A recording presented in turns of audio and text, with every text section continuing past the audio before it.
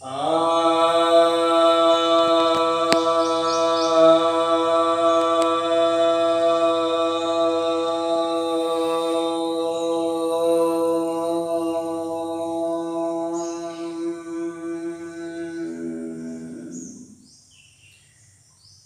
भक्तजनों को सप्रेम।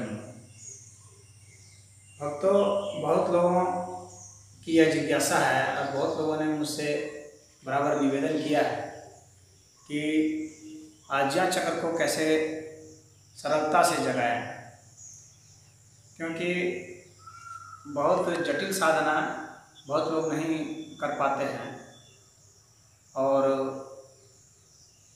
गारंटी से बिल्कुल नहीं जग पाता लोगों का। परंतु यह जो साधना मैं बताने जा रहा हूँ यह काफ़ी सरल है और गारंटी से भी हो जाएगा और एक बार के एक सीटिंग में भी हो जाएगा। इसमें आपको 1 घंटे से लेकर के 3 घंटे तक का समय लगता है। अब व्यक्ति पर निर्भर करता है कि कोई व्यक्ति कितना एकाग्रचित होता है, उसके हिसाब से ही परिणाम इसके आते हैं। आज्ञा चक्र काफ़ी महत्वपूर्ण चक्र है।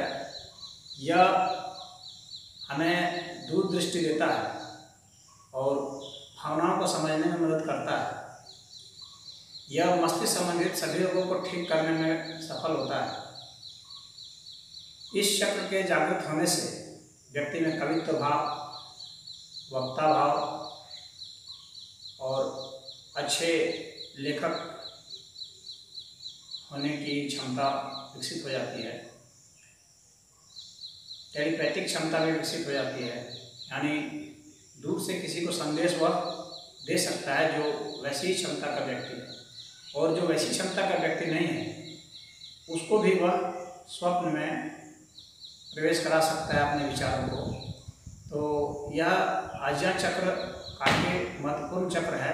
इसके बाद विकसित हो जाता है तो व्यक्ति सहस्रार चक्र में प्रवेश कर जाता है। इस चक्र के जागृत हो जाने से व्यक्ति में यह क्षमता भी आती है कि अपने शरीर को अलग से देख सके, अपने मन को बिल्कुल अलग से वह देख सके। वह अपने होने वाली आसपास की घटनाओं को बहुत सूक्ष्मता से निरीक्षण कर सकता है और जो चीज़ें आँखों से नहीं दिखती है उन्हीं घटनाओं में वह अन्य उसके जो कार्य कारण हैं उनको देख सकता है। तो यह उसे एक दिव्य दृष्टि प्रदान करता है। तो दिव्य दृष्टि देने वाला चक्र है। यह तीसरी आंख खोलने वाला चक्र है। तीसरी आंख का मतलब है कि मन की आंख, यानी मन पूर्ण रूप से जागृत हो जाता है। इसलिए इस चक्र का बहुत ही ज़्यादा महत्व है। अब इस चक्र को बताता हूँ, काफ़ी सिंपल है परंतु थोड़ा सा समझना पड़ेगा कि सामान्यतः हम क्या करते हैं कि लगाना है, ये सामान्य प्राणायाम लोग करते हैं। इसमें क्या करना है कि इसमें मानसिक प्राणायाम किया जाता है। इसको थोड़ा समझना जरूरी है।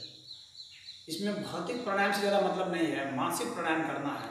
मानसिक प्राणायाम का करने का मेरा कहने का मतलब यहाँ पर यह है कि श्वास चाहे बाईं नाक से आए चाहे दाईं नाक से आ रही हो, उससे आपको कोई लेना देना नहीं है। सांस चाहे जिस भी गति से आ रही हो उससे भी आपको कोई लेना देना नहीं है। इसमें यानी गति को आपको नियंत्रण नहीं करना है और न ही बाईं नाक और दाईं नाक को ध्यान में रखना है। इसलिए ये काफ़ी सरल हो जाता है। बस आपको यही करना है कि आपको यह धारणा करनी है कि दोनों नाकों से सांस आ रही है, दोनों नथनों से सांस आ रही है। आपको यह धारणा करना है, भले ही वह दोनों नथनों से न आ रही, भले ही वह एक नथुने से आ रही है, लेकिन आपको यह धारणा करनी है कि दोनों ही नथनों से सांस आ रही है। और आसानी से आप धारणा कर लेंगे, कठिन नहीं है।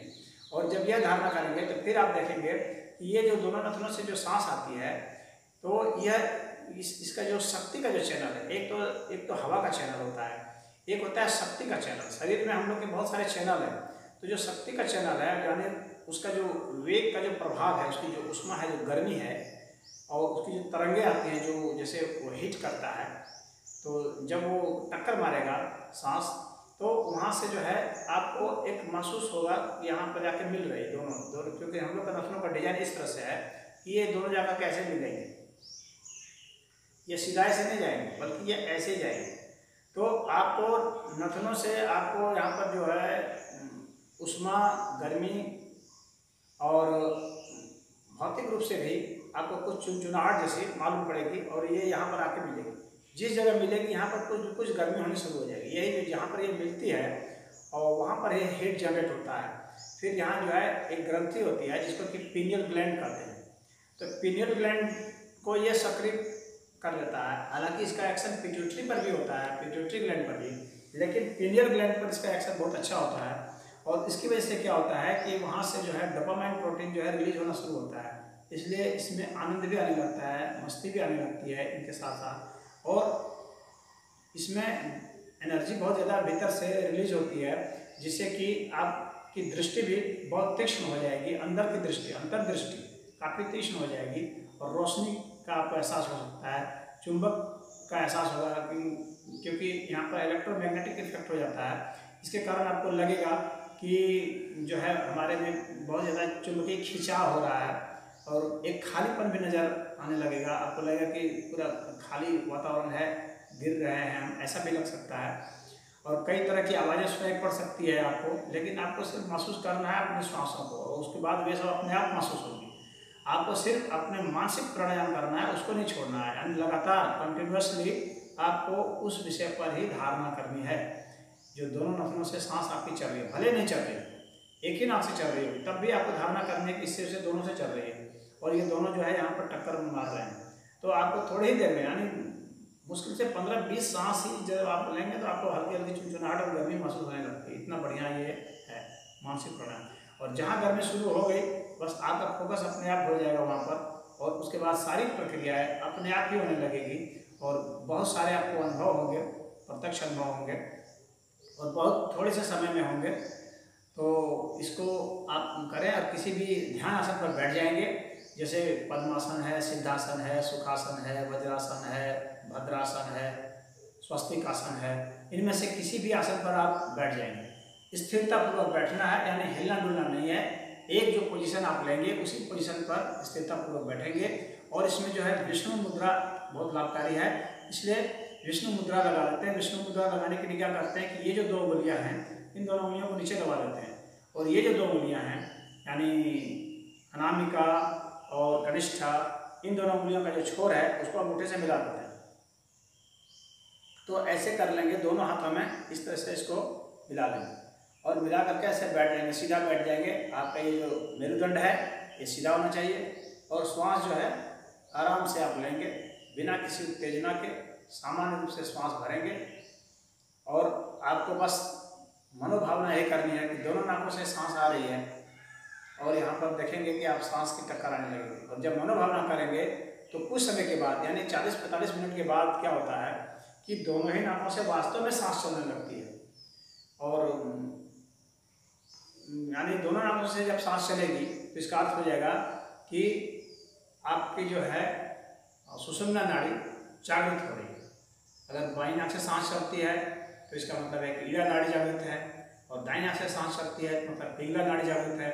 लेकिन जब दोनों नाकों से सांस चलती है तो सुषुम्ना नाड़ी जागृत होती है और सुषुम्ना नाड़ी जो ही जागृत होने लगेगी, आप तो एक मनोभावना कर रहे हैं और वैसे ही जैसे ही जागृत होने लगेगी, यानी वास्तविक अर्थ में जब दोनों नाकों से सांस आने लगेगी और आपकी मनोभावना भी प्रबल हो जाएगी तो तुरंत ही पिंगल ग्रंथि पर काम शुरू हो जाता है।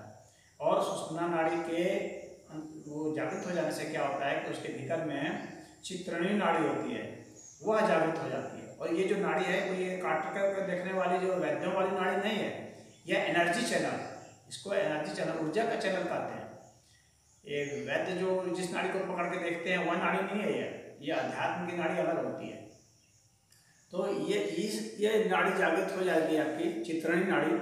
और फिर जब आप उसमें और ज़्यादा फोकस्ड हो जाएंगे, एकाग्रचित हो जाएंगे, तो उसके भीतर में ब्रह्म नाड़ी होती है जो और सूक्ष्म होती है और काफ़ी चमकीली होती है। तो उसमें जो है आपका प्रवेश हो जाएगा और उसके बाद जो है आपको ये ब्रह्म ज्ञान की ओर ले चलेगा। तो इसको कीजिए, बहुत सिंपल है और बहुत प्रभावी है। और इसे हम 1 घंटे से 3 घंटे के बीच में अमूमन उपलब्ध कर लेते हैं, जिसने थोड़ी बहुत भी साधना कर रखी है, जो इतनी देर तक बैठ सकता है। अब आपकी बात है कि क्या आप बैठ सकते हैं कि नहीं 1 घंटे तक या 2 घंटे तक या 3 घंटे तक या 4 घंटे तक या 5 घंटे तक। तो आपको बैठने की शक्ति चाहिए, हिलना डुलना नहीं है, चाहे दर्द करे या कुछ भी करे, शरीर में दर्द हो, पीड़ा हो, कुछ भी हो, आपको हिलना डुलना नहीं है। बस आपको मानसिक प्राणायाम करते रहना है। मानसिक प्राणायाम आपको यही सीख लेना है कि आपको भावना करनी है, दोनों नाकों से सांस आ रही है, जा रही है, और सांस अपने आप ही टक्कर आपको महसूस होगा कि टक्कर यहाँ आ रही है।